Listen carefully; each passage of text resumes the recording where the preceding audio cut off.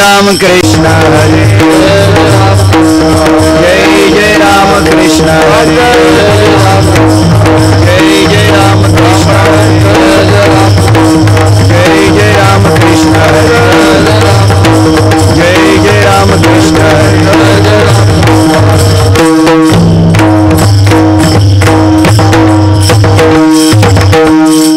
रूप पाहता लोचनी सुख झाले ओ साजनी सुख झाले ओ साजनी सुख झाले ओ साजनी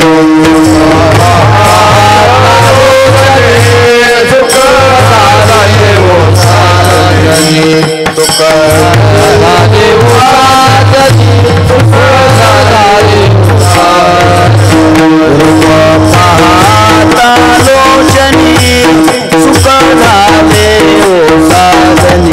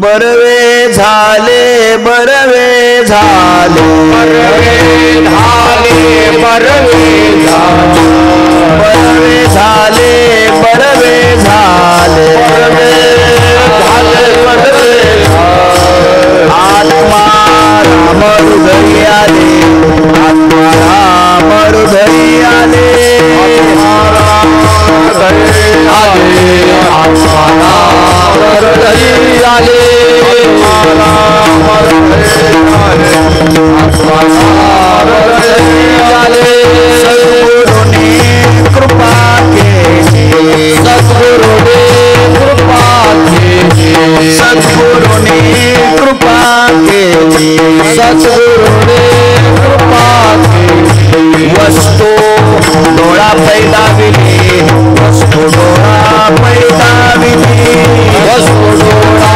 पैदाविली वस्तू डोळा पैदाविली वस्तू डोळा पैदाविली आनंदी आनंद आनंदी आनंद आनंदी आनंद जिकडे तिकडे हा गोविंद जिकडे तिकडे हा गोविंद तिकडे तिकडे हा गोविंद तिकडे हा गोविंद तिकडे तिकडे हा गोविंद तिकडे तिकडे हा गोविंद सद्गुरुने कृपा केली सद्गुरुने कृपा केली सद्गुरुने कृपा केली वस्तू डोळा पैदाविली वस्तू डोळा पैदाविली वस्तू डोळा पैदाविली वस्तू डोळा पैदाविली वस्तू डोळा पैदाविली निळा म्हणे मी निष्काम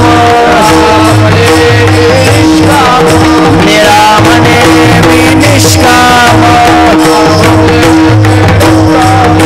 परिपूर्ण आत्मा राम परिपूर्ण आत्मा राम परिपूर्ण आत्मा राम परिपूर्ण आत्मा राम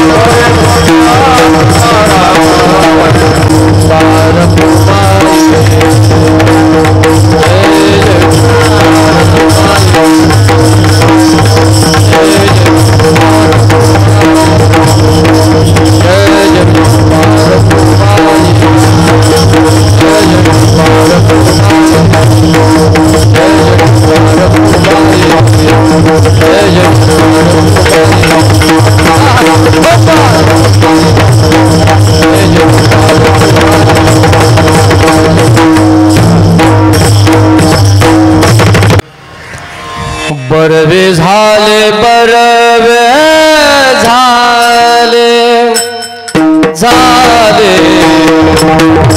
बरवे झाले बरवे झाले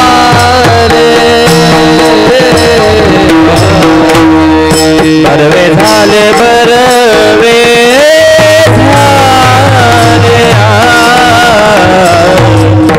बरवे झाले बरवे झाले बरवे झाले बरवे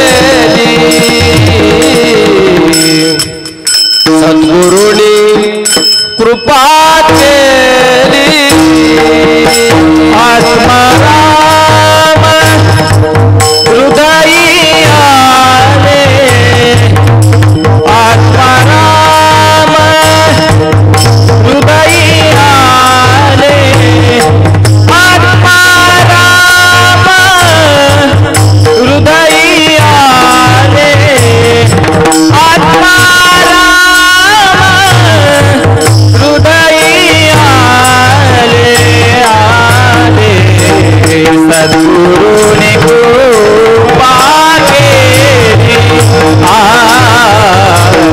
सद्गुरु ने कृपा केली परवे झाले परवे झाले झाले परवे झाले परवे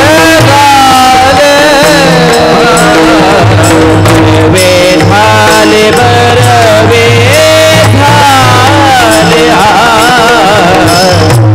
बरवे झाले बरवे झाले बरवे झाले आत्मा राम रधैया आत्मा राम रधैया आत्मा राम रधैया आत्मा राम हृदया आले सद्गुरु ने कृपा केली सद्गुरु ने कृपा केली आत्मा राम हृदया आत्मा राम हृदया आत्मा राम हृदया आत्मा राम हृदया सद्गुरु ने कृपा केली सद्गुरु ने कृपा केली वस्तु डोळा पैताविली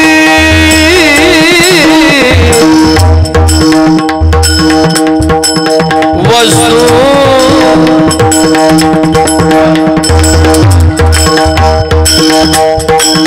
डोळा पैताविली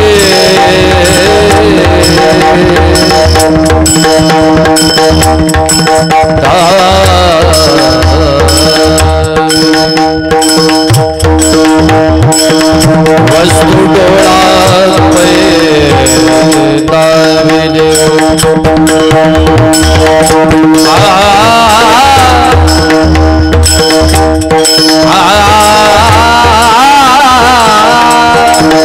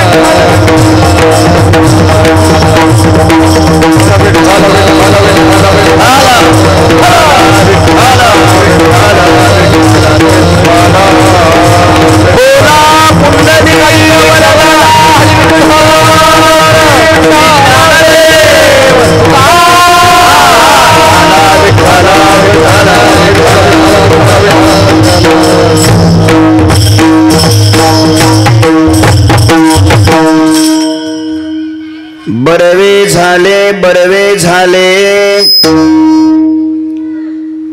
आत्माराम हृदयी आले सद्गुरूने कृपा केली वस्तू डोळा पै दाविली आनंदी आनंद आनंदी आनंद जिकडे तिकडे हा गोविंद सद्गुरूने कृपा केली वस्तू डोळा पै दाविली निळा म्हणे मी निष्काम निळा म्हणे मी निष्काम परिपूर्ण आत्माराम सद्गुरूने कृपा केली वस्तू डोळा पै दाविली पांडुरंगा करो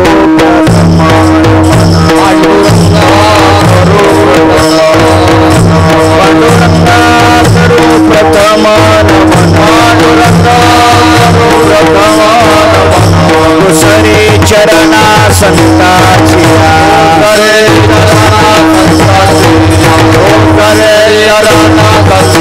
त्यांच्या कृपादाने कथेचा विस्तार त्यांच्या कृपादाने कथेचा विस्तार बाबाजी सद्गुरुदास तुका गुरुदास तुका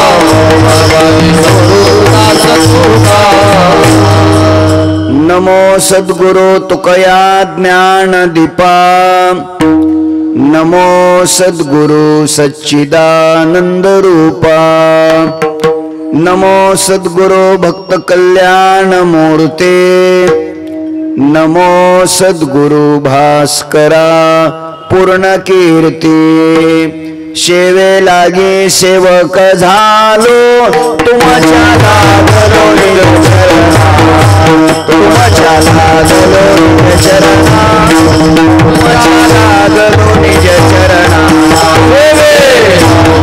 सेवक झालो तुमच्या लागलो निज चरणा तुमच्या लागलो निज चरणा तुमच्या लागलो निज चरणा अहो स्वामी तुकया देवा यावरी न करावा यावरी न करावा यावरी न करावा स्वामी तुकया देवा यावरी न करावा यावरी न करावा यावरी न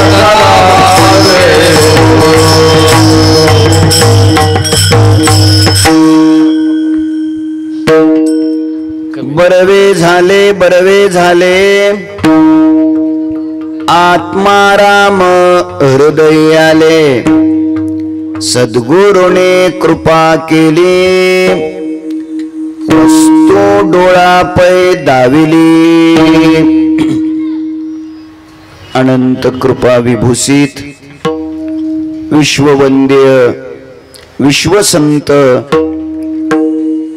संत श्रेष्ठ जगद्गुरु श्री तुकोबाराय यांचे एकनिष्ठ शिष्य एकनिष्ठ भक्त वारकरी संप्रदायातील सर्वोच्च स्थानी शोभिवंत असलेले संत संत श्रेष्ठ श्री निळोबाराय महाराज यांच्या अभंग गाथेतील चार चरणाचा अभंग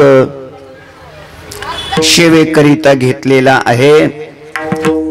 या अभंगाच्या द्वारा संत श्रेष्ठ श्री निळोबाराय महाराज सद्गुरु कृपेने आपल्या जीवनातील झालेली पूर्णता या अभंगातून स्पष्ट करतात। विठ्ठल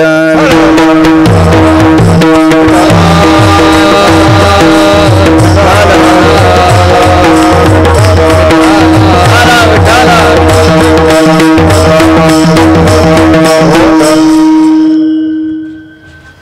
अनंत कोट ब्रह्मांड नायक अकारण कारण करुणा वरुणालय अखिल गुणनिधान भक्तवत्सल जगदाधार रुक्मिणी प्राण संजीवन भगवान श्री पंढरीश परमात्म्याच्या असीम कृपेद्वारा ज्ञान कैवल्य तेजोनिधी विश्वमाऊली ज्ञानोबाराय वैराग्य शिरोमणी संत हृदय सम्राट विश्ववंद्य जगद्गुरु श्री तुकोबाराय आदी करून सर्व संत महंतांच्या आशीर्वादाने उपस्थित संत महंत भाविक सज्जन माता भगिनी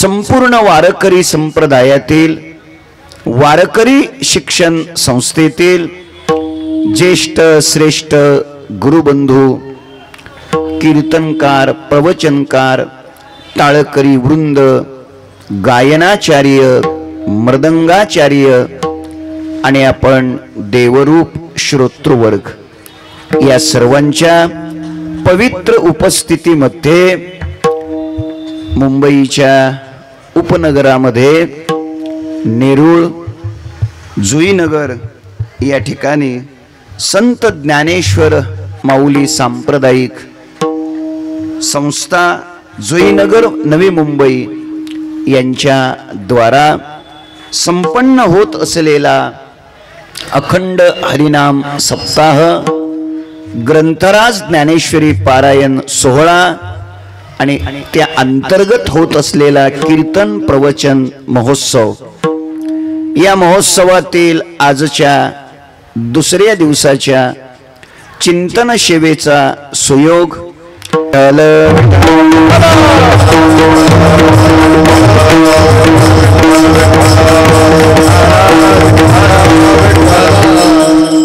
मोठ्या श्रद्धेने अत्यंत उत्साहाने भावपूर्ण हृदयाने आपण हा महोत्सव इथे संपन्न करत आहात।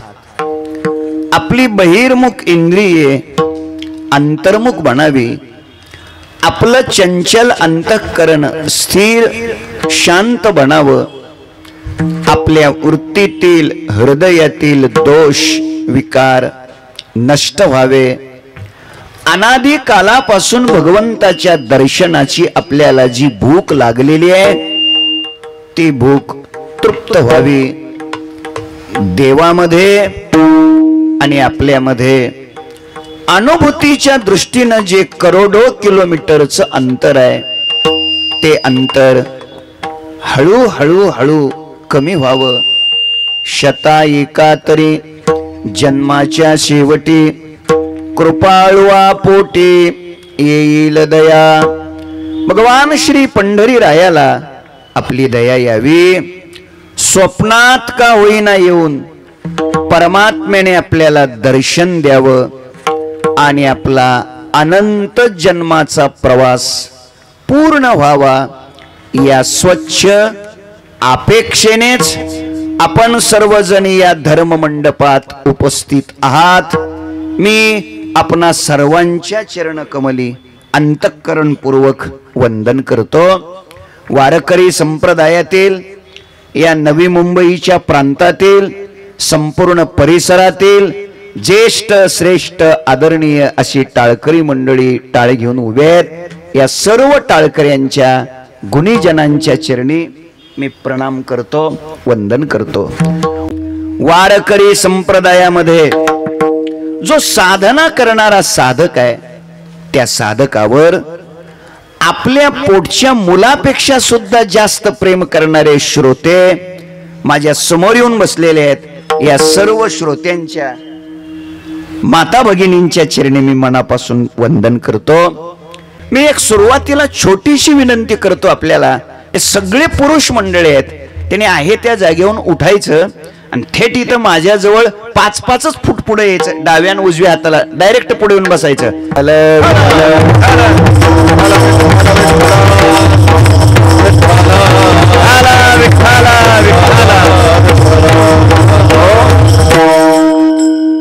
विनंतीला मान देऊन आपण पुढे आलात, मी आपलं मनापासून अभिनंदन करतो. खरं सांगा, आतापर्यंतच्या उभ्या आयुष्यात एवढ्या प्रेमानं तुम्हाला कोणीतरी पुढे बोलवलं का? नाही बोलवलं. उलट तुम्ही जर पुढे येऊन बसलेला असाल तर आतापर्यंत बऱ्याच लोकांनी तुम्हाला मागे ढकललं असेल. बरोबर आहे ना? मी पुढे बोलावलं. मग कशा करता मी पुढे बोलावलंय? तर त्याची दोन उत्तर आहेत. पहिलं उत्तर हे आहे, ही एवढीच एक जागा पुढे येऊन बसण्यासारखी जागा आहे. ही जागा जर सोडली तर पुढे येऊन बसण्यासारखं काय राहिले? आणि दुसरी गोष्ट आहे, मी आपल्याला पुढे का बोलावलं, त्याचं दुसरं उत्तर असं आहे, विश्वाच्या पाठीवर, जगाच्या पाठीवर वारकरी संप्रदाय हाच संप्रदाय असा आहे, तो मागच्या लोकांना पुढे घेणारा संप्रदाय आहे. एरवी हे औदार्य तुम्हाला दुसरीकडे कुठेही पाहायला मिळणार नाही. आता तुमच्या सर्वावर जबाबदारी आहे, सगळ्यावर जबाबदारी आहे. कीर्तनामध्ये जेव्हा जेव्हा विठ्ठल विठ्ठल म्हणण्याचा योग येईल तेव्हा सर्वांनी मुखानं विठ्ठल विठ्ठल म्हणायचं. टाळी वाजवण्याचा जेव्हा जेव्हा योग येईल तेव्हा हाताने टाळी वाजवायची. तेव्हा लक्ष चांगलं द्यायचं, मोठ्याने भजन करायचं. विठ्ठल टाळी वाजवा,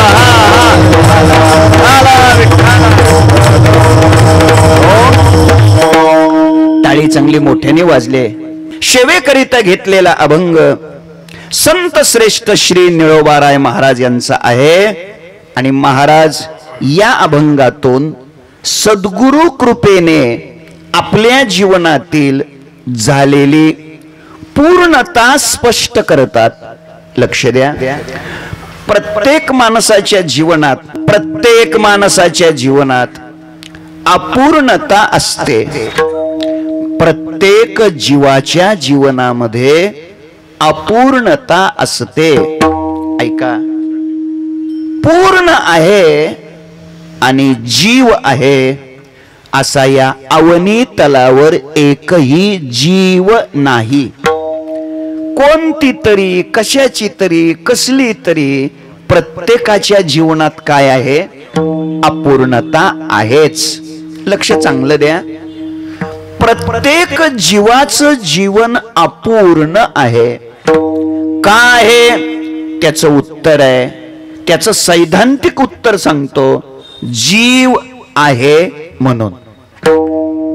जोपर्यंत आपण जीव असतो, जिवंत असतो असं नव्हे बरं का, जीव असतो, जोपर्यंत आपण आपल्याला जीव समजतो तोपर्यंत आपल्या जीवनामध्ये अपूर्णता असतेच.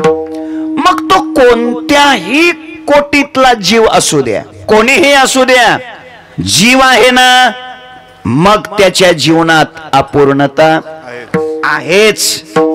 अपूर्णतेचं परिमाण वेगळं वेगळं असेल, अपूर्णतेचा मापदंड वेगळा वेगळा असेल, अपूर्णतेची कारणं वेगळी वेगळी असतील, अपूर्णतेचं स्वरूप भिन्न भिन्न असेल, पण अपूर्णता नाही आणि जीव आहे असा या अवनी तलावर एकही जीव नाही. प्रत्येक जीवाच्या जीवनात कोणती तरी, कशाची तरी बोला अपूर्णता आहे. स्वयंपूर्ण कोणी नाही. प्रत्येकाच्या जीवनात अपूर्णता असते, काहीतरी असतेच. एकदम सोपच करायचं ठरलं, एखादा मनुष्य कोट्याधीश असतो. कसा? कोट्याधीश असतो. मग त्याच्या जीवनात कशाची अपूर्णता आहे? हो, त्याच्याही जीवनात अपूर्णता असते. दिवा लावायलाच घरी कोण नाही याची. म्हणजे कळलं तुम्हाला? म्हणजे त्याच्याकडे संपत्ती असते पण संतती नसते, ही त्याच्या जीवनातली अपूर्णता आहे. आता एखादा असा असतो, त्याच्याकडे दिवा लावण्यासाठी डझनभर लेकरं असतात. डझनभर म्हणजे झोपले का? इकडे बघा की, माझ्याकडे बघायचे. डझन 12 इतकी लेकरं असतात. महाराज त्याच्या घरी कशाची अपूर्णता आहे हो? त्याच्या घरी अपूर्णता असते दिव्यात घालायला तेल नाही याची. म्हणजे त्याच्याकडे संतती आहे पण संपत्ती नाही. ही काय आहे? अपूर्णता. काहीच जीवन असं असतं महाराज, त्यांच्याकडे संततीही असते संपत्तीही असते, मग त्यांच्या जवळ कशाची अपूर्णता आहे हो? त्यांच्याही जवळ अपूर्णता असते, सत्ता नाही. काय नाही? सत्ता नाही. आणि म्हणून ती माणसं बेचैन असतात. आता पुढे आहे का, काहीकडे संतती असते, संपत्ती असते, सत्ताही असते, मग त्यांच्या जीवनात कशाची अपूर्णता आहे? त्यांच्याही जीवनात अपूर्णता असते. कोणती? आरोग्य नाही. डॉक्टरने त्यांना सांगितलेलं असतं गोड खाऊ नका, तेलकट खाऊ नका, आंबट, खारट, तिखट, माती. आता फक्त माती खाऊ नका एवढंच डॉक्टरचं सांगायचं राहिलेलं असतंय. काय अर्थ इतकाच आहे. कोणती तरी अपूर्णता बोला आहेच. जाऊ द्या, कशाला वाढवायचं जास्त. आता तुम्ही सगळे जे कीर्तन ऐकायला आलेले लोक आहेत, तुम्हा सर्वांच्याच जीवनात कोणती तरी कशाची तरी अपूर्णता आहे. फक्त माझी विनंती एवढीच आहे, उठून उभा राहून प्रत्येक जण आपली आपली अपूर्णता मला इथं सांगू नका, कारण माझ्याकडे वेळेची अपूर्णता आहे. वेळ कमी आहे ना, पण अपूर्णता आहे एवढी गोष्ट खरी आहे, खरी आहे. आता बघा, हे दिनेश बाबा गोड चाल म्हणाले. ते कोण म्हणलं अजून माग? कोंढाळकर गोड चाल म्हटले. म्हणून कोंढाळकरांना आपण म्हटलं मृदंग वाजवा, जमल का? नाही हो. म्हणजे कोंढाळकरांना गायन करता येतं पण मृदंग वाजवता येत नाही. ही त्यांच्या जीवनात काय आहे? तुझं नाव काय रे? तन्मय. किती मृदंग वाजवण्यात तन्मय आहे. म्हणून जर याला म्हटलं आपण शेवटची चाल म्हण, नाही जमणार. दिनेश बाबा इतकी नाही चांगली येणार. हा, म्हणजे यांना मृदंग वाजवता येतो पण गायन करता येत नाही. ही यांच्या जीवनात काय आहे? अपूर्णता. त्यांना गायन करता येतं पण वाजवता येत नाही. ही काय आहे? अपूर्णता. आणि त्यांच्या गायनातलं, यांच्या वाजवण्यातलं, या दोन्हीतलं मला काहीच कळत नाही. हे माझ्या जीवनातली काय आहे? आता जरा जास्त गुदगुल्या झाल्या का?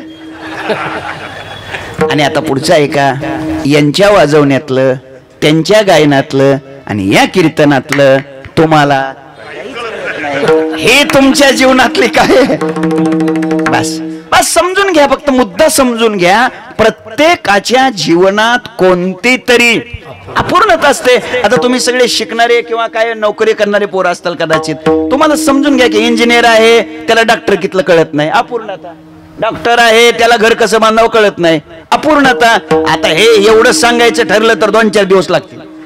किती बी लांबले. हेतू इतकाच आहे, प्रत्येकाच्या जीवनात कोणती तरी अपूर्णता आहे. आणि लक्षात ठेवा, ही जी अपूर्णता आहे, ही अपूर्णता दुसऱ्यांनी निर्माण केलेली नाही, आपण स्वतः निर्माण केलेली आहे.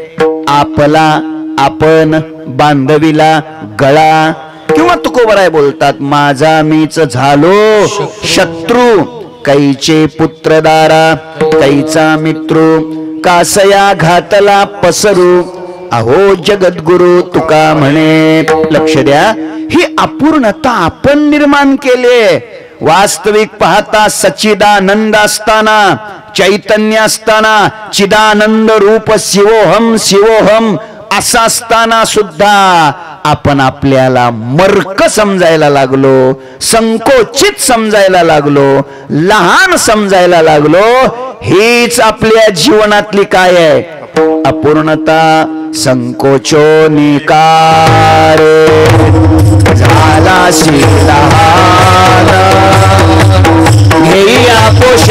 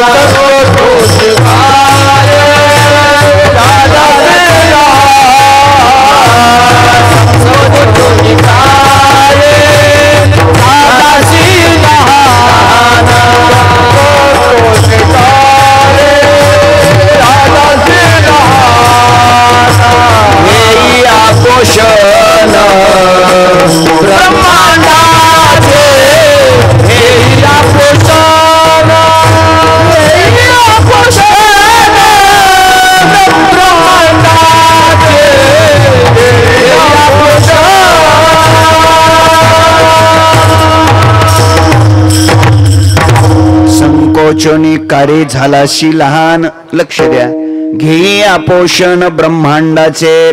दादानो, आपण आपल्या जीवनात आपणच अपूर्णता काय केलेली आहे? निर्माण केलेली आहे. व्यापक असताना स्वतःला परिच्छिन्न आपण समजू लागलो. अविद्या, अस्मिता, रागद्वेष, अभिनिवेश या 5 क्लेशांनी मुक्त असताना आपण स्वतःला युक्त समजू लागलो. जन्म मरण अतीत असताना आपण स्वतःला जन्म मरण धर्मवान समजू लागलो. आपण अमर असताना स्वतःला मर्क समजायला लागलो. थोडं एकदम सोपं करू का? आपण स्वतःला काहीतरी समजायला लागलो. ऐका जरा, स्वतःला आपण काहीतरी समजणं हेच अपूर्णता आहे. नलावडे बाबा, काहीतरी असावं, काहीतरी असावं आणि मग जरूर समजावं, मग जरूर समजावं. दुर्दैव हे आहे, नसताना सुद्धा लोक समजू लागले. हो, अरे काय कमाल आहे, काय कमाल आहे. आणि मोकळे मनानं लोक कुणालाही काही समजायला लागले. आता लोक उगाच आमच्या पत्रिकेत आमच्या मागे येतात, तपोमूर्ती. कुठं तप केलंय? एखाद्या वेळेस एसटीत जर जागा नाहीच मिळली तर 5-10 मिनिटं एखाद्या पायावर उभा राहिलेलं असलो तर तेवढंच तप, दुसरं काय तप आहे? पण लक्षात ठेवा, आम्ही तसं नसताना स्वतःला काहीतरी समजायला लागलो. ज्ञानोबरायाची भाषा आहे, जो स्वतःला काहीतरी समजतो तो काहीच नसतो. ओवी देतो, आम्ही झालो ऐशे जो म्हणे तो काहीच नव्हे. अरे काहीतरी समजायला लागलो. जरूर समजावं म्हणतोय मी, पण असावं तसं. एखादा लग्न समारंभ असतो बघा, आणि त्या गेट मधून लोक अशा आतमध्ये येत असतात, आणि मग हातात माईक घेतलेला माणूस त्या प्रत्येकाचं काय करत असतो? स्वागत करत असतो. त्याच्या नजरेतून एक माणूस सुद्धा सुटत नाही बघा. काय कावळ्याची नजर, प्रत्येकाचं स्वागत करीत असतो. पुढे ऐका, आणि तसं स्वागत करीत नसतो, काहीतरी पद लावूनच स्वागत करीत असतो. काहीतरी पद लावूनच स्वागत करीत असतो. बहुतेक मला वाटतं हे लोक मागच्या जन्मातले भाडतर नसावे, असं स्वागत करीत असतो. आणि मग सगळीच पद संपली की त्याच्याकडे एक सोपं पद असतं, सामाजिक कार्यकर्ते. आता कुठं समाज कार्य केलं यांनी कोणाच ठाऊक. यांनी गावात कोणाच्याही पोरीचं लग्न जमू दिलेलं नसतं. सामाजिक कार्यकर्ते, आणि हा त्याला म्हणतो सामाजिक कार्यकर्ते. अवघडच गणित आहे. हे सगळी पद संपली की मग त्याच्याकडे दुसरं एक पद असतं, प्रगतशील बागायतदार. आणि खरं सांगू रामदास शेठ, त्याच्या नावावर गुंटा सुद्धा नसतो. हा प्रगतशील बागायतदार त्याला म्हणतो. मी का आपल्याशी हे बोलायला लागलोय? तसं असावं, तसं असावं, आणि मग तसं समजावं, काय अडचण नाही. आम्ही नसताना सुद्धा स्वतःला काहीतरी समजायला लागलो. आणि दादानो, स्वतःला काहीतरी आपण समजून घेणं, समजणं हीच आपल्या जीवनातली अपूर्णता आहे. ही अपूर्णता निर्माण कोणी केली? लक्ष द्या, कोणी केली? आपण केली. आपण दुसऱ्यांनी नाही केली. एकदम सोपं करतो. तुम्हाला मीठ माहिती आहे का? लवकर बोला. मीठ माहिती आहे? विहिरीच्या पाण्यापासून मीठ बनवतात का बोरच्या पाण्यापासून मीठ बनवतात? समुद्राच्या पाण्यापासून. म्हणजे तुम्ही जागेत. तर ते कसं बनवतात? त्याची एक प्रक्रिया असते. जेव्हा पौर्णिमेला समुद्राला भरती येते, समुद्र असा विस्तीर्ण होतो, नंतर त्याला ओहोटी येते. जेव्हा त्याला भरती येते तेव्हा समुद्राच्या काठावरती खाड्या असतात, बरोबर? आणि त्या खाड्यामध्ये ते पाणी जातं.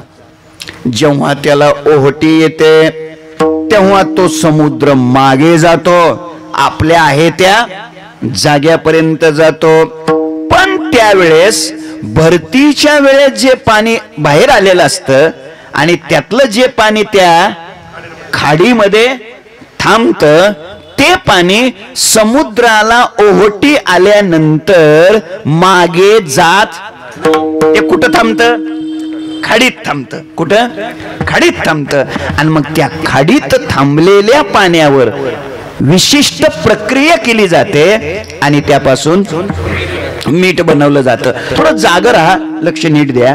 वास्तविक पाहता खाडीतलं पाणी आणि समुद्रातलं पाणी दोन आहे का एकच आहे? एकच आहे. समुद्राच्या पाण्यावर प्रक्रिया करून त्याचं मीठ बनवता येतं का? काय होय म्हणते, काही नाही म्हणते. असं करा, चौकशी समिती नेमा आणि पुढच्या वर्षी अहवाल पाठवा. मीठ झालं कोणाचं? ते समुद्राचंच आहे, पण जो अथांग सागर आहे त्याच्यावर नाही प्रक्रिया करता आली. प्रक्रिया केली कोणावर? जे खाडीत थांबलं त्याच्यावर, आणि त्याचं काय बनलं गेलं? मीठ. वास्तविक पाहता ते खाडीतलं पाणी सुद्धा कोण आहे? समुद्रच आहे, समुद्रच आहे. पण ते आपल्या मूळ स्वरूपापासून वेगळं झालं. ते वेगळं व्हायचं कळतंय का तुम्हाला? का नाही कळत? तिकडं काय म्हणते? तिकडं वाहिलं, काही भागात वाहिलं म्हणतात, काही भागात वेगळं म्हणतात. ते वेगळं झालं कोण? आणि म्हणून त्याला काय बनावं लागलं? मीठ बनावं लागलं. मग रेल्वेचा ट्रॅक लागतो, मग त्याला बोगीत भरलं जातं. कुणाला? काय कमाल आहे तुमची. ते काय मीठ आहे का? कोण आहे ते? समुद्र आहे, तो समुद्र आहे. पण तरी सुद्धा प्रक्रिया झाली आणि म्हणून त्याला बोगीत भरावं लागलं. नंतर ते पोत्यात भरलं जातं. नंतर ते दुकानात येतं. कोण? मीठ आहे ते. समुद्र आहे, समुद्र आहे. बघा बघा, त्याची किती अवनती झाली, त्याची किती अधोगती झाली. नंतर ते मापात येतं, 5 किलो द्या. नंतर ते पिशवीत येतं. नंतर आमच्या माता भगिनीकडे स्वयंपाक घरामध्ये ते भरणीत डब्यात येतं. कोण? समुद्र आहे वय ते. नीट ऐका, पुढे अजून ऐका. काय झालं बघा, अथांग विशाल जलाशय आहे तो, पण ते स्वरूपापासून वेगळं झालं म्हणून त्याला किती अधोगतीला तोंड द्यावं लागलं. लक्ष द्या जरा. पुढे काय झालं? मग पुढे घरी महाराज आलेले असतात, महाराज आलेले असतात. आणि मग विचारलं नानासाहेबांनी महाराजांना, बाबा काय करायचं जेवायला? जेवायला काय करायचं? काय नाही म्हटलं, ज्वारीची गरम भाकरी करा आणि हिरव्या मिरच्याचा ठेचा करा. मग तव्यावरती गरम गरम गरम भाकरी केल्या आणि त्या तापलेल्या तव्यात 10-12 हिरव्या तिखट मिरच्या टाकल्या आणि मुठभर कुणीतरी समुद्र म्हणते, कुणीतरी मीठ म्हणते, काय असेल ते बघून घ्या. मुठभर मीठ तिथं टाकलं जातं आणि असं भाजलं जातं. कुणाबरोबर? कुणाबरोबर? कसल्या मिरची बरोबर? तिखट हिरव्या मिरची बरोबर. भाजलंय का नाही? भाजलंय का नाही? भाजलंय का नाही? बोला की भाजलंय ना? हे भाजलेलेच आहेत सगळे. नाही कळलं तुम्हाला? एक खरं सांगा गड्यानो, आता त्या मिठाला ठसका लागत नाही का? बोला की, ठसका लागत नाही का? कोणाला? कमाल साले. हे काय मिठाचं सांगतोय का? ठसका लागतोय की नाही? बेजारी होती की नाही? पण तरी सुद्धा त्याला तो ठसका काय करावा लागतो? सहनच करावा लागतो. कारण त्याला भाजलंय. कोणाबरोबर? हा, मिरची बरोबर, हिरव्या मिरची बरोबर, तिखट. कळलं कळलं आता सगळं. तुम्ही काय नाराज वगैरे होऊ नका माझ्यावर. मला अजून अर्धा तास बोलायचंय. पुढे ऐका, पुढे ऐका. तेवढ्यावरती बाई थांबत नाही. नंतर ते सगळं खाली घेते बरोबर. आणि ते पाटा वरवटच म्हणायचं का? वरवटन पाटा. त्याच्यामध्ये असा त्या मिरचीच्या बरोबर त्याला असा चांगला काय करते? रगडते. कोणाबरोबर? मिरचीच्या बरोबर. कोणाला रगडते? माझा दृष्टांत संपलाय. मला मुद्दा इतकाच द्यायचा आहे, ही सगळी वेदना, या सगळं दुःख, ह्या सगळी हावापेष्टा त्याला सहन करावी लागली. कोणाला? समुद्राला. कशामुळं? कशामुळं? वेगळं झाल्या. मायबाप माझी विनंती आहे, वेगळं होण्याचा नाद करू नका, करू नका. वेगळं होऊ नका. लक्षात ठेवा, वास्तविक पाहता तो समुद्र आहे, पण वेगळं झालं ते कुणाच्या नादानं वेगळं झालं. वा, मग ह्याच्यासाठी मी तुम्हाला पुढे बोलवलंय. असा काय नलावडे बाबा, भगवान बाबा, हे वापशावर पेरायला मजा येते हो. कळलं का नाही माझं बोलणं? हे हे अशी तरणी पोरं म्हणजे वापशाला आलेली जमीन आहे हो, याच्यात पेरायला जमत. चिबडात पेरून काय मजा. आणि ए दादा, म्हणून माझी विनंती आहे, रोजचं कीर्तन ऐकायला असं पुढे येऊन बसत जावा रे. अरे आम्ही दिवसभर रात्रभर प्रवास करतो आणि मग पुढे बसणारे जर दर्जेदार असले ना तरच कीर्तनाला खरी मजा येते, तर मजा येते. किती गोड उत्तर दिलं. तर माझा मुद्दा इतकाच आहे, कशामुळे हे सगळं सोसावं लागलं? वेगळं झाल्यामुळं. आणि कुणाचा नाद करून वेगळं झालं ते? खाडीचा. तुम्हाला नाही अजून कळायची खाडी? खाडी आहे का? तुला कळते का? नाही ना, बरं आहे बरं आहे. खाडी सांगतो, खाड्यात 3 आहेत. तुम्ही काय तसलं डोक्यात आणू नका. खाड्यात 3 आहेत. पहिली खाडी सांगतो, माया ही पहिली खाडी आहे. माया या खाडीचा ज्या पाण्यानं आश्रय केला, ऐका, त्याला ईश्वर बनावं लागलं. दुसरी खाडी आहे कल्पना आणि अविद्या. कल्पना अविद्येच्या खाडीचा ज्यानं आश्रय केला त्या शुद्ध चैतन्याला जीव बनावं लागलं. आणि तिसरी खाडी आहे माझे. या माझे या खाडीचा ज्यानं आश्रय केला त्याला बद्ध बनावं लागलं.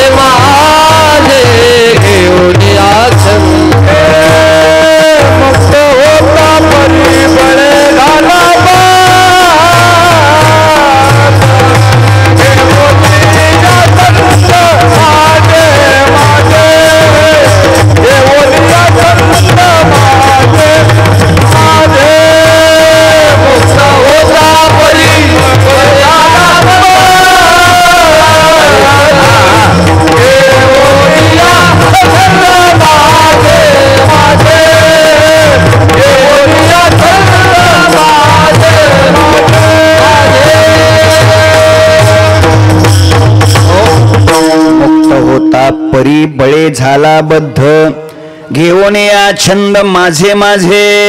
ऐका, माझे या खाडीमुळं, कल्पना अविद्या या खाडीमुळं आणि माया या खाडीमुळं शुद्ध निखळ चैतन्य ब्रह्मतत्वाला जीव बनावं लागलं, बद्ध बनावं लागलं.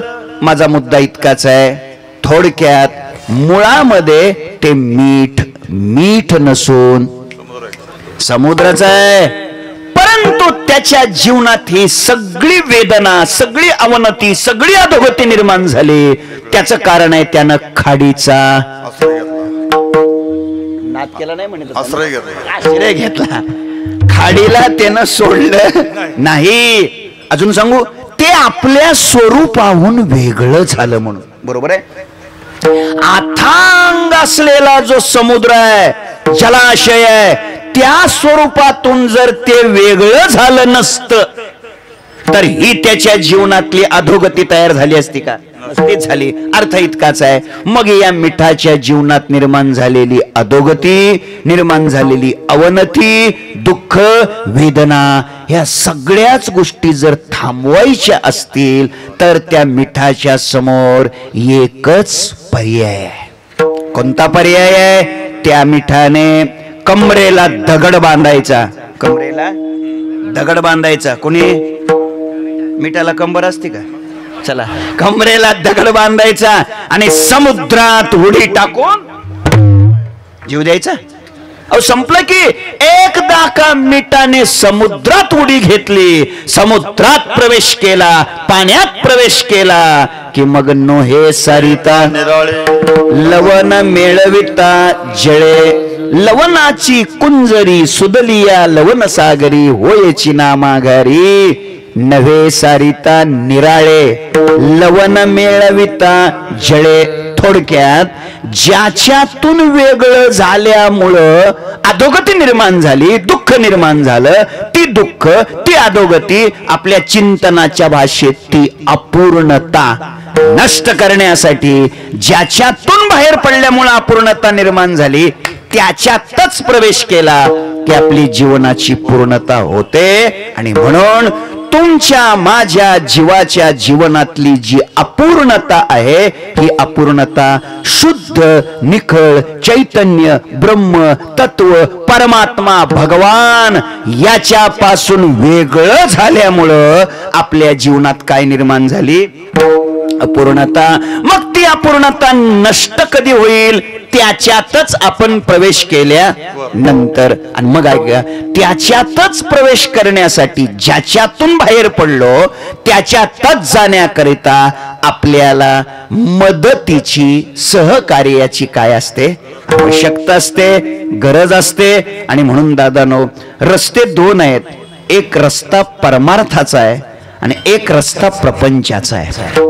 प्रपंचाच्याही मार्गामध्ये मार्गदर्शकाची गरज आहे आणि परमार्थाच्याही मार्गामध्ये मार्गदर्शकाची गरज आहे. पुढे ऐका, एखाद्या वेळेस संसारात मार्गदर्शक नाही भेटले तरी चालेल चालेल, पण परमार्थात मार्गदर्शक भेटलेच पाहिजेत. आणि पुढे ऐका, भेटलेले योग्य भेटले पाहिजेत. आमचे वैकुंठवासी प्रातस्मरणीय गुरुवर्य घुले बाबा, विठ्ठल महाराज घुले बाबा, ते पाठामध्ये सांगत असताना म्हणायचे, बुवा संसारात मार्गदर्शक नाही भेटले तरी चालेल, पण परमार्थात मार्गदर्शक भेटलेच पाहिजेत. संसारात जर मार्गदर्शक नाही भेटले तर होणार नुकसान कालांतराने भरून निघू शकतं. पण परमार्थात मार्गदर्शक जर नाही भेटले तर होणार नुकसान कित्येक तरी जन्म घ्यायला लावतं. आणि म्हणून दादानो, प्रवृत्ती निवृत्ती कृतकार्या अवश्य पाहिजे आचार्या, अपमती भजता राया, अनेक अपाया माझी पडे, या करता संताचे संगती मनोमार्ग गती, आकळावा श्रीपती येणे पंथे. म्हणून जीवनात मार्गदर्शकाची गरज आहे आणि ते मार्गदर्शक सद्गुरु जीवनात एकदा का भेटले, सद्गुरूची एकदा का जीवनामध्ये कृपा झाली की त्या कृपेचा परिणाम जीवनातली अपूर्णता नष्ट होते आणि जीवन पूर्ण बनतं. हे जीवन पूर्ण झाल्यानंतर जी तृप्ती बाहेर पडते, जी धन्यता बाहेर पडते, त्या तृप्तीचे, ते धन्यतेचे, ते पूर्णतेचे उद्गार संत निळोबा राय अभंगाच्या पहिल्या चरणात सांगतात. झाले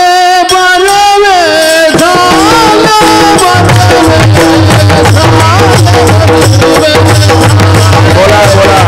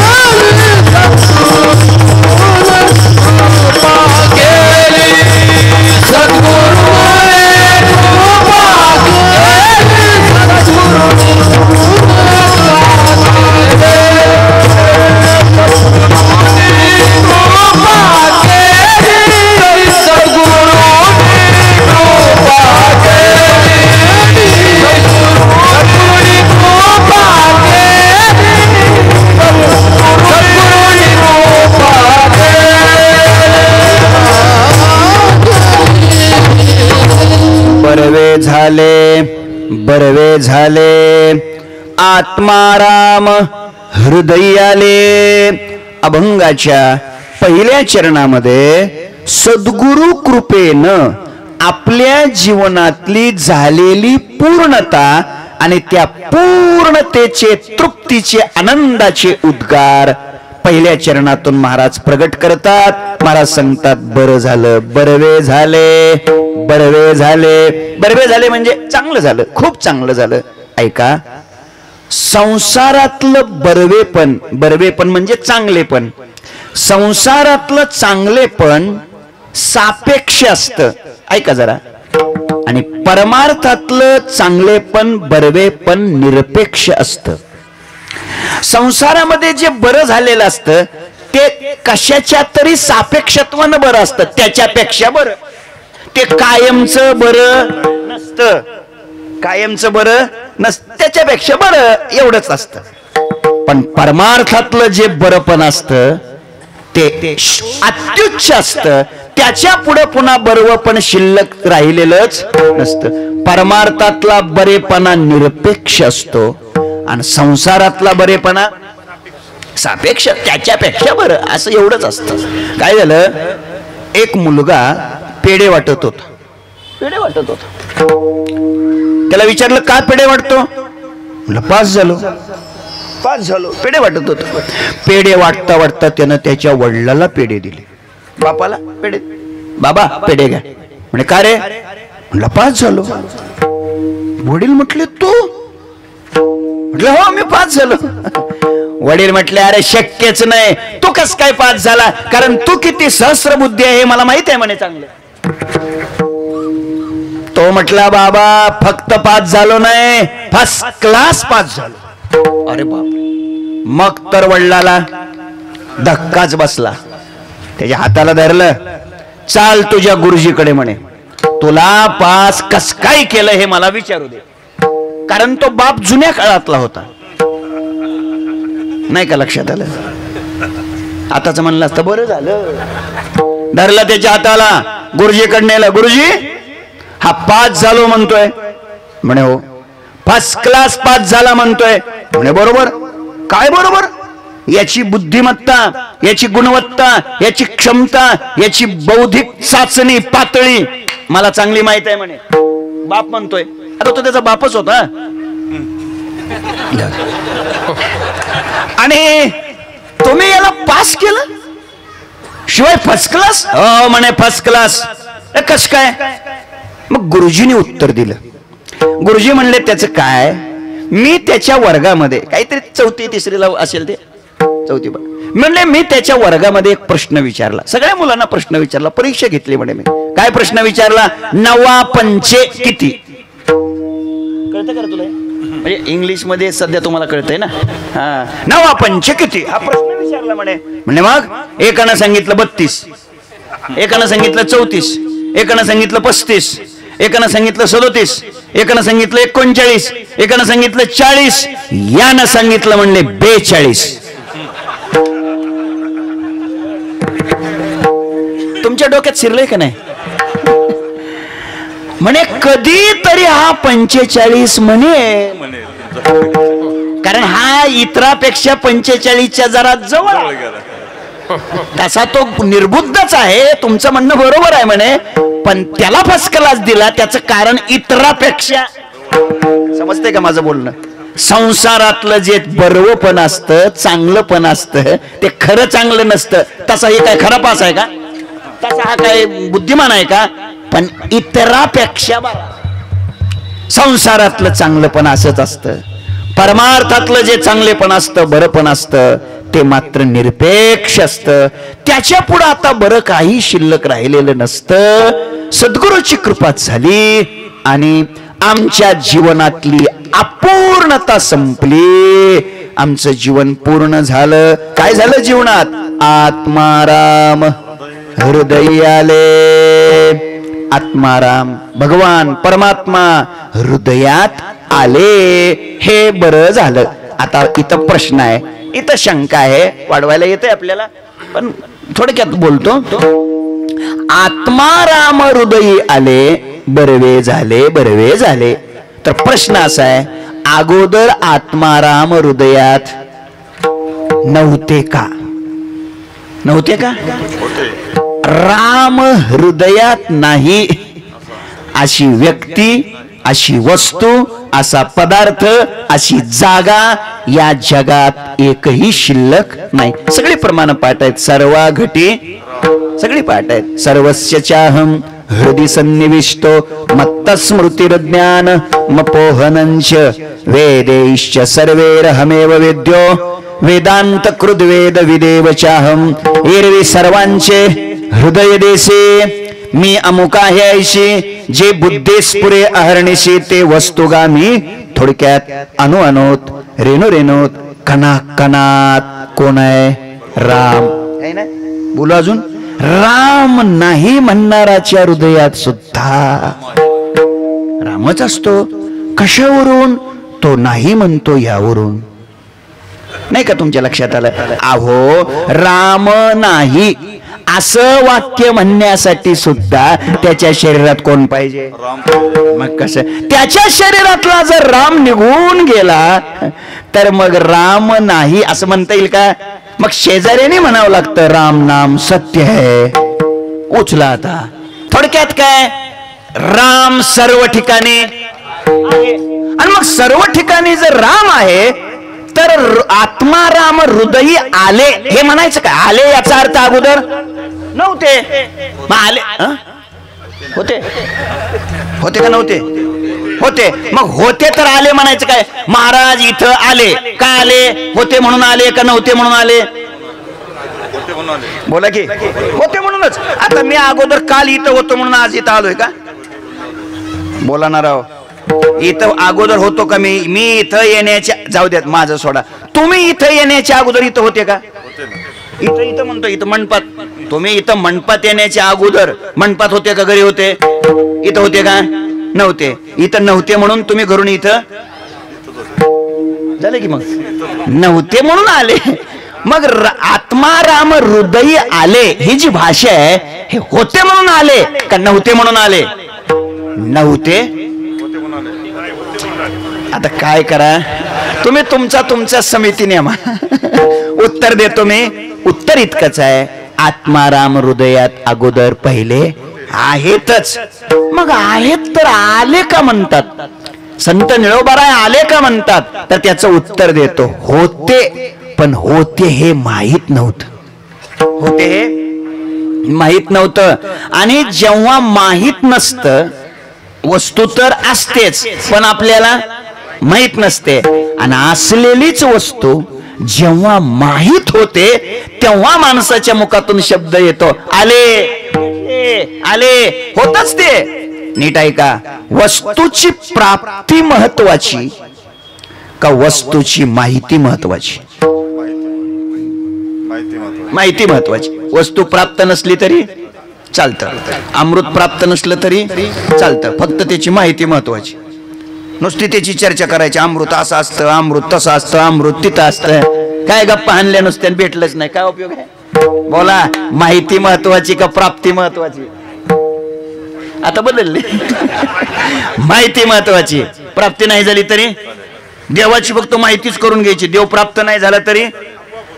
उत्तर इतकंच आहे, प्राप्ती ही असावी आणि प्राप्त असलेल्या वस्तूची माहिती असावी. देव, भगवान, परमात्मा तुम्हा आम्हाला सगळ्यांना प्राप्त आहे, फक्त त्याची माहिती नाही. आणि माहिती करून घेण्यासाठी या मंडपात यायचं. इथं काय यायचंय? माहिती करून घेण्यासाठी यायचंय. लक्षात ठेवा, असलेल्याच वस्तूची माहिती करायची. वेळेची मर्यादा अडचणीची आहे आणि म्हणून मी याचा अधिक विस्तार करत नाही. तसा देव, भगवान, परमात्मा, त्याची तुम्हाला आम्हाला सगळ्याला काय आहे? प्राप्ती आहे, पण माहिती नाही. आणि मग ती माहिती जर नसेल तर उपयोग होत नसतो. एकदम सोपं करतो. चिखल असतो, चिखल असतो. चिखलामध्ये कमळ असतं, कमळ. त्या कमळामध्ये मकरंद असतो, परागकण असतो. त्या कमळाच्या बुडालाच बेडूक असतो. वा, बेडूक असतो, बरोबर. त्या बेडकाला कमळातल्या परागकणाची प्राप्ती आहे का नाही? प्राप्ती म्हणतोय, प्राप्ती. झोपले का तुम्ही? प्राप्ती आहे. तर मग तो बेडूक एका दिवसात 1.5 छटाक परागकण खातो का 2.5 छटाक परागकण खातो? अंदाजे बोला, अंदाजे. चुकलं तर चुकू द्या. 2.5 छटाक यानं सांगितलंय. 2.5 छटाक परागकण खातो बेडूक. होय, 2.5 छटाक का 1.5 छटाक? अरे काहीच खात नाही. का खात नाही? माहिती नाही. झालं. बेडकाला परागकणाची प्राप्ती आहे पण माहिती नाही, आणि त्यामुळे तो चिखल खातो. कोण? बेडूक. कोणता? चिखलातला. बरोबर. हे मी कुणाचं सांगतोय? बेडकाचं सांगतोय. कुठल्या? चिखलातल्या सांगतो. बर ठीक आहे, असू द्या. जाऊ द्या, अजून सांगतो. तुम्हाला गोचिड माहिती आहे का? तुला नसेल माहिती. गोचिड माहिती आहे? गाईच्या शिंगाला असतो का शेपटीला असतो? काशेला आहे ना, स्तनाला काशेला असतो. आणि दूध कुठं असतं? काशेतच असतं. बरोबर. म्हणजे त्या गोचिडाला दुधाची प्राप्ती नाही का? आहे. तर मग एक गोचिड एका दिवसात 6 मिली दूध पितो का 13 मिली दूध पितो? अंदाजे काहीच पित नाही. मग काय पितो? रक्त पितो. का बरं? त्याचं उत्तर आहे गोचिडाला दुधाची प्राप्ती आहे पण माहिती नाही, आणि म्हणून तो काय पितो? रक्त पितो. एकच गोचिड असं दुसऱ्याचं रक्त पितो का सगळीच गोचिड असं दुसऱ्याचं रक्त पितात? बोला की. सगळीच ना? सगळी तशीच आहेत ना? बर, हे म्हणते सगळी तशीच आहेत म्हणतात. चला, 2 गोष्टी झाल्या. आता तिसरी गोष्ट सांगतो. उत्तर तुम्हीच देताय, तर माझी काय चूक आहे बरं? तिसरी गोष्ट सांगतो. एक दरिद्री माणूस आहे, भिकारी आहे. हातामध्ये ताट घेतलंय, भीक मागतो. द्यावं गरीबाला काहीतरी म्हणून भीक मागतोय. पण तो ज्या जागेवर बसून भीक मागतोय ना, सुतार साहेब, ज्या जागेवर बसून भीक मागतोय ना, त्याच्या खाली जमिनीत 3 फूट खोल अंतरात सोन्याच्या मोहराचा हंडा. फक्त तो भिकारी नेमका कोणत्या जागेवर बसून भीक मागतोय ती जागा काय मला विचारू नका बरं का, नाहीतर कीर्तन झाल्यावर तुम्ही खोदायला जायचे. उत्तर द्या. त्या भिकाऱ्याला धनाची प्राप्ती नाही का? आहे, तरी पण तो भीक मागतोय का? माहिती नाही. झालं की आता मग या 3 दृष्टांतातून सिद्ध काय झालं? पक्क काय झालं? माहिती असून उपयोग होत नाही, आपलं प्राप्ती असून उपयोग होत नाही, त्याची काय पाहिजे? माहिती पाहिजे. तसं दादानो, तुमच्या माझ्या हृदय मंदिरामध्ये राम आहे पण आम्हाला काय नाही, माहिती नाही. प्राप्ती आहे पण माहिती नाही. आता ओव्या देतो. कमलकंद आणि दरदुरी नांदणूक एकेची घरी, परे परागो शेविजे भ्रमरी, एरा चिखलूची उरे, पाहे पा दूध पवित्रानी गोड, पाशी त्वचेची पदराड, ते आव्हेरुणी गोचीडा शुद्ध काय निघती, सांगे निदैवाच्या परिवरी, लोह्या रुतलिया हाती सहस्रवरी, परितेत बैसोनी उपवासू करी का दरिद्री जिये, तैसा हृदयामध्ये रामू, असता सर्व सुखाचा आरामू, की भ्रांताशी कामो विषयावरी. थोडक्यात दादा, भ्रांतीमुळं, अज्ञानामुळं, भ्रमामुळं आम्हाला असलेला देव त्याची काय होत नाही? माहिती होत नाही. मग माहिती होण्यासाठी भ्रांती नष्ट व्हावी लागते, आणि भ्रांती घालवण्याचं काम कोण करतात? सद्गुरु करतात. नाथांचं एक प्रमाण देतो, गोड आहे. नाथ महाराज सांगतात, बोध दिला मज सांगा ते, मार्ग दाविला नीट, भ्रांती हे समूळ गेली, दिसू लागली वाट, नाचत प्रेम छंदे चालू लागलो सपाट, एका जनार्दनी पावलो पंढरी पेठ. सद्गुरु संत कृपा करतात आणि त्या कृपेचा परिणाम भ्रांती नष्ट होते आणि मग प्राप्त असलेल्याच वस्तूची माहिती होते आणि मग शब्द बाहेर पडतात. आत्माराम हृदयी आले म्हणजे होतेच ते माहित झाले. कोणामुळं? सद्गुरूमुळं. त्या सद्गुरूंनी काय केलं? अभंगाच्या गुरुनी कृपा केली, सद्गुरुनी कृपा केली, सद्गुरुनी कृपा केली, सद्गुरुनी कृपा केली, सद्गुरुनी कृपा केली, सद्गुरुनी कृपा केली, सद्गुरुनी कृपा केली, सद्गुरुनी कृपा केली. वस्तू डोळा पैदाविली, टाळी वाजवा. वस्तू डोळा पैदाविली, सद्गुरुनी कृपा केली, सद्गुरुनी कृपा केली. वस्तू डोळा पैदाविली, वस्तू डोळा पैदाविली, सद्गुरुनी कृपा केली, सद्गुरुनी कृपा केली, सद्गुरुनी कृपा केली. वस्तू डोळा पैदाविली, वस्तू डोळा पैदाविली. सद्गुरूने कृपा केली, वस्तू डोळा पैदाविली. संत निळोबाराय सांगतात अभंगाच्या दुसऱ्या कडव्यामध्ये, सद्गुरूंनी आमच्यावर काही केली? कृपा केली. मायबाप, जीवनामध्ये सद्गुरूची कृपा होण्यासाठी आपण प्रयत्नशील राहिलं पाहिजे. काय आहे? सर्वसामान्य माणसाची कृपा संपादन करण्यासाठी आपण आपल्या जीवनाची राख रांगोळी करतो.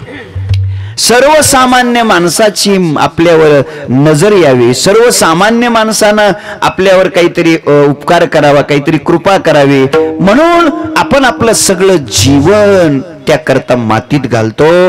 कधीतरी जीवनात आपण याकरता प्रयत्न करावा, आपल्या जीवनावर सद्गुरूची कृपा झाली पाहिजे. अगदी वेळेत थांबायचंय आणि म्हणून याचा थोडा 1 मिनिटाचा विस्तार करतो. गुरु कोणाला म्हणायचं आणि सद्गुरू कोणाला म्हणायचं? सद्गुरूंनी काय केली? कृपा केली आणि वस्तू डोळापै दाविली. इथं वस्तू म्हणजे कोण? शुद्ध चैतन्य. वस्तू म्हणजे कोण? ब्रह्म. कितीतरी प्रमाण शोधता येतील, 1-2 आठवलेली सांगतो. वस्तू हा विचारूनी अहंकारू सांडिजे, मग आपलीच वस्तू होईजे. इथं वस्तू शब्दाचा अर्थ चैतन्य, परमात्मा. अनेक नामरूप संबंधू, जाती क्रिया भेदू, हा आकार राशीच प्रवादू वस्तूशी नाही. वस्तू शब्दाचा अर्थ आहे देव, वस्तू शब्दाचा अर्थ आहे ब्रह्म, वस्तू शब्दाचा आहे परमात्मा. अजून पुष्कळ शोधता येतील तुम्हाला, शोधा. माझा मुद्दा इतकाच आहे, असं ब्रह्म, चैतन्य, परमात्मा, भगवान स्वतः सद्गुरूंनी कशानं दाखवली? डोळ्यानं. आता पुन्हा प्रश्न असा आहे, डोळ्यानं पाहता येतात का? ब्रह्म, परमात्मा, भगवान डोळ्याला दिसतो का? डोळा तिथपर्यंत पोचतो का? अरे मन पोचत नाही. जे तर मनाची नखी न लगे, बुद्धीची दृष्टी न रिगे, इंद्रिया कीर जोगे, काय होईल? आणि जे प्रणवा पहिलीकडे वैखरीशी जे कानडे, काहीशी आई सांगडे नव्हेची जे वस्तू, ते अक्षराव्यक्त निर्देश देशरहित सोहंभावे उपासित ज्ञानी जे. अजून ज्ञानोबाराय बोलतात, हा तर्काची दिठी. तर्काच्या डोळ्याला सुद्धा दिसत नाही. तर्काची दिठी गोचरण हे किरीटी, ध्यान याची भेटी उत्कंठा आहे. मग हा कसा दिसेल? अजून ज्ञानोबाराय बोलतात, जो इंद्रिया ते चोरून जीवी, तयाशीच फावे. मग डोळ्याला सद्गुरू, डोळ्याने सद्गुरू देव दाखवतात कसे? बस त्याचं उत्तर देतो. 6व्या अध्यायात ज्ञानोबाराय बोलतात, असं जरी असलं तरी सुद्धा या कारणे मी बोलेन, बोली अरूपाची रूप दावेन, अतिंद्रिय इंद्रिय परिभोगविन इंद्रिया करवी, ज्ञानोबरायची भाषा आहे. ते पहाटेविन पहावित, अमृतेविन जीववित, योगेविन दावित कैवल्य डोळा. थोडक्यात सद्गुरु कृपा झाल्यानंतर परमात्मा डोळ्याला दिसतो. महाराज सांगतात सद्गुरूंनी कृपा केली, वस्तू डोळा पै दाविली. मग सद्गुरु कोणाला म्हणायचं ऐका, आणि गुरु कोणाला म्हणायचं 2 मिनिटात सांगतो. गुरु आणि सद्गुरु याच्यातला फरक चांगला लिहून घ्या. गुरु त्यांना म्हणायचं जे विषय शिकवितात, विषय शिकवितात त्यांना गुरु म्हणा. आणि म्हणजे विषयाचं जे ज्ञान देतात ते गुरु, आणि विषयाचं जे भान नष्ट करतात ते सद्गुरु. हे लक्षात ठेवा. आजच्या कीर्तनातलं काहीच ध्यानात नाही राहिलं तरी चालेल. एवढ्या 2 व्याख्या घरी जाऊन निवांत चिंतन करा. जग दाखवतात, जग दाखवतात ते गुरु, आणि जगदात्मा दाखवतात ते सद्गुरु. ते सद्गुरु. या दोन्हीतला फरक आहे बघा. जगाचं ज्ञान देतात, जगाचं ज्ञान देतात ते गुरु, आणि जगदेवाचं ज्ञान देतात, जगन्नाथाचं ज्ञान देतात ते सद्गुरु. आणि म्हणून काय मंत्र तंत्र उपदेशिते ते गुरु घरी आहेत आईते, परी शिष्या ते मेळवी सद्वस्तु ते, त्या ते श्रीकृष्ण सद्गुरु माने. आणि म्हणून महाराज सांगतात अशा सद्गुरूने आमच्यावर काय केली, कृपा केली. म्हणून मायबाप आपल्या जीवनात आपण सद्गुरूची कृपा संपादन जीवनात केली पाहिजे. त्याकरता आपला प्रयत्न असला पाहिजे. महाराज मग सद्गुरूची कृपा कशी संपादन होईल, सद्गुरू आपल्यावर कशी कृपा करतील, त्याकरता आपण काय केलं पाहिजे या विषयाचं चिंतन 1-2-3 मिनिटात सांगतो आणि सेवा समाप्त करतो. सद्गुरूंनी कृपा केली की मग आनंदी आनंद, जिकडे तिकडे हा गोविंद, मग जिकडे तिकडे आनंदी आनंद निर्माण होतो.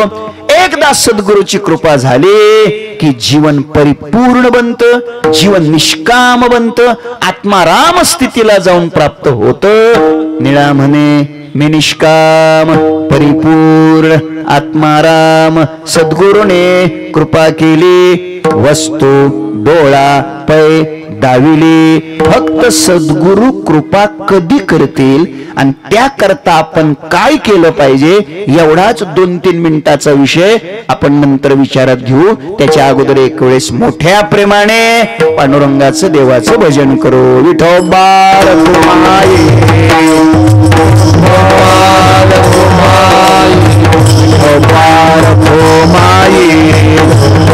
टाळी वाजवा, टाळी वाजवा.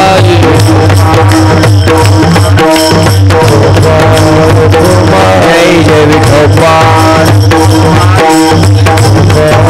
बोला बोला विठोबा रखुमाई.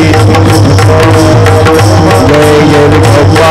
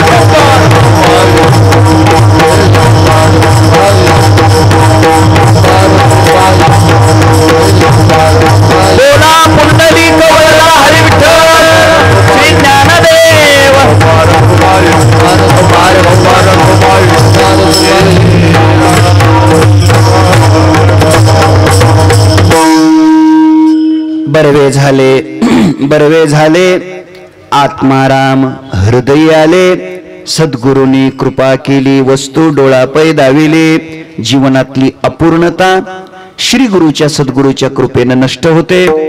आपलीच अपूर्णता आपणच निर्माण केलेली आहे.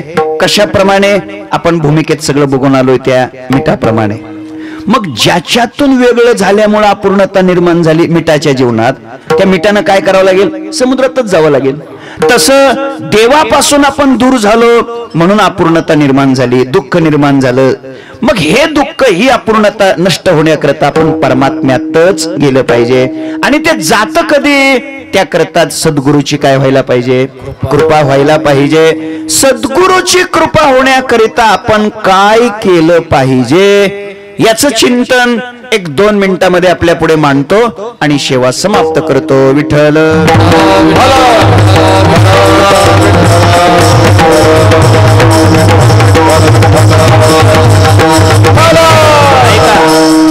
सद्गुरु कृपे करता काय करावं? उत्तर देतो. उत्तर असं आहे, जीवनामध्ये माणसानं ऐका, सद्गुरूचा अर्थात गुरुचा शोध घ्यावा का शिष्याचा शोध घ्यावा? नाही लक्षात आलं. सध्या माणसाचा प्रयत्न गुरु होण्यासाठी आहे का शिष्य होण्यासाठी आहे? आता बोला. गुरु होण्यासाठी. अजून सोपं करतो, माणसाचा प्रयत्न उमेदवार होण्यासाठी आहे का मतदार होण्यासाठी आहे? उमेदवार. तुमचं म्हणणं बरोबर. ह्यांना कुठं पटलंय? उमेदवार. बर, तुम्हाला विचारतो, तुम्हाला सून व्हायला आवडतं का सासू व्हायला आवडतं? एकदम सोपं.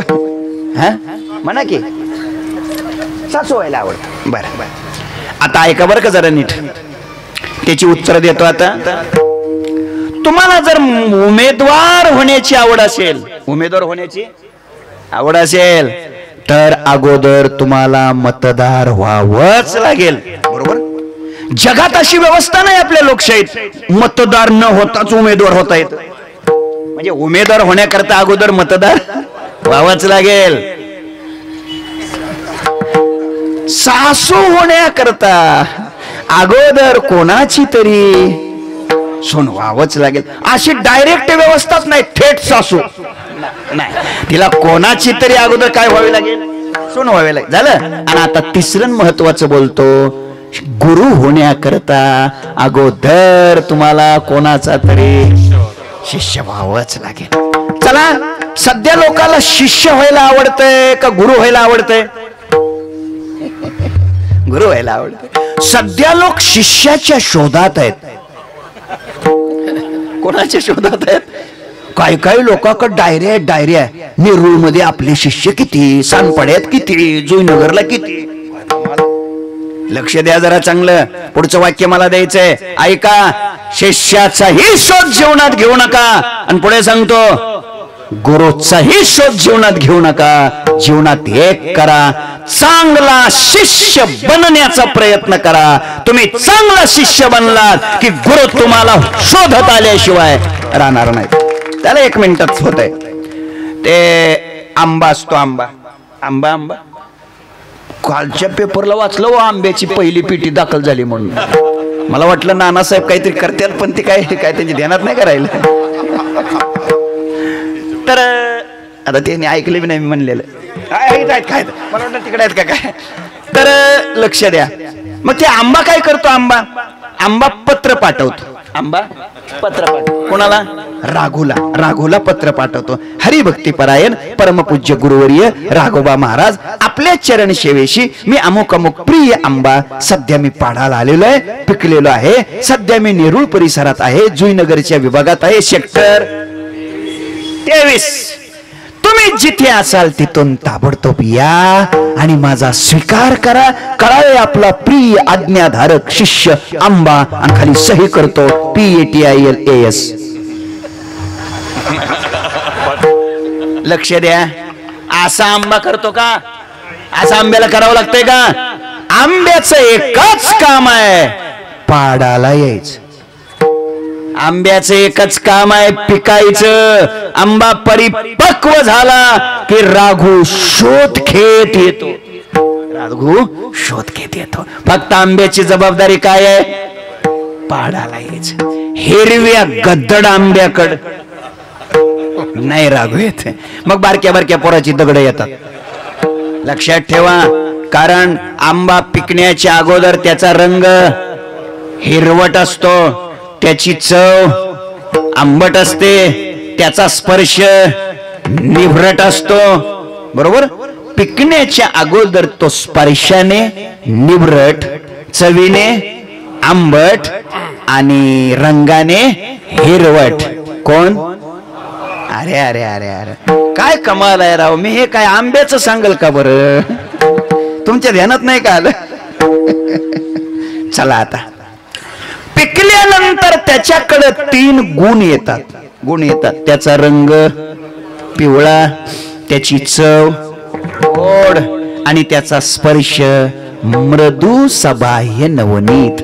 लक्ष द्या, पिकण्याच्या अगोदर त्याच्याकडे हिरवटपणा, निबरटपणा, आंबटपणा हे 3 दोष आहेत. कोणाकडे? अजून बी आंब्याकडेच बोलताय. कामाचा हिरवटपणा, क्रोधाचा निबरटपणा आणि लोभाचा आंबटपणा हे 3 दोष पिकण्याच्या अगोदर त्याच्याकडे आहेत. कोणाकडे? अजून बी आंब्याकडे. ऐका, आता पिकल्यानंतर त्याच्याकडे 3 गुण येतात. ज्ञानाचा पिवळसरपणा, भक्तीचा गोडपणा आणि वैराग्याचा मऊपणा हे 3 गुण त्याच्याकडे येतात. कोणाकडे? लक्ष द्या, बस संपलंय कीर्तन. कधीतरी आपल्या जीवनातला काम, क्रोध, लोभ हा आंबटपणा, निभरटपणा, पिवटपणा निघून जावा आणि भक्ती, ज्ञान, वैराग्य हा पिवळसरपणा, मऊपणा आणि गोडपणा आपल्या जीवनामध्ये यावा. त्याच्या करता येतेच. आणि मग उत्तर देतो, हे कधी होईल?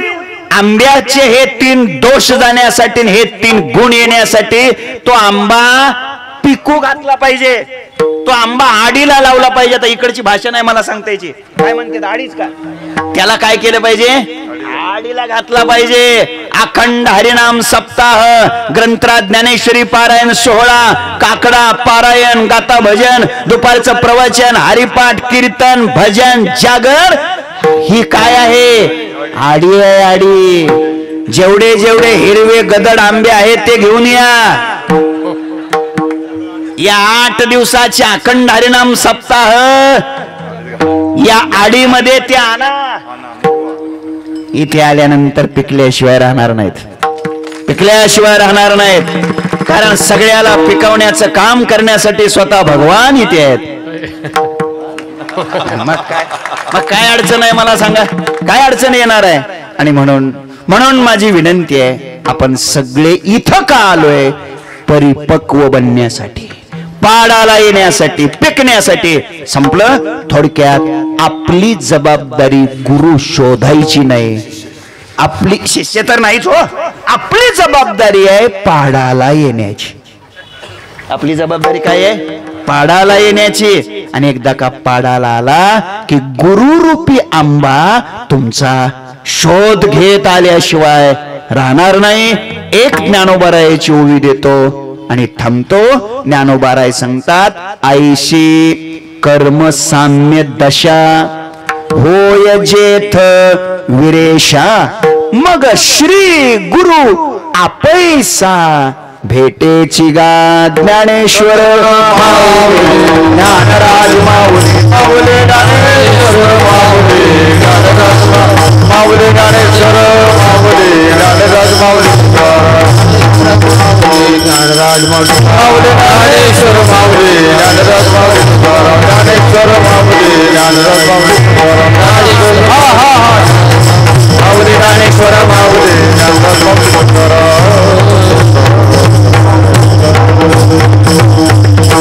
तुकाराम तुकाराम तुकाराम तुकाराम तुकाराम तुकाराम. हा तुकाराम